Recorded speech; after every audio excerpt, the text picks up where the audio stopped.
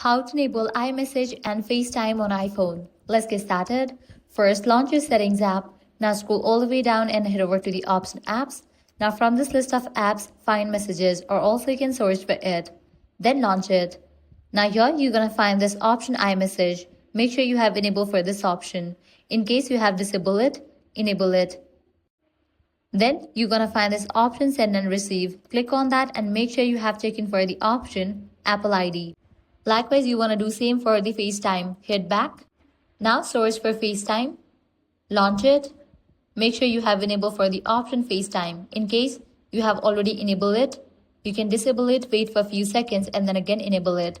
Once it has been activated, make sure you have selected your Apple ID. And that's it. This way you can easily enable iMessage and FaceTime on iPhone. If this guide helped you out, do not forget to like, share and subscribe. Thanks for watching.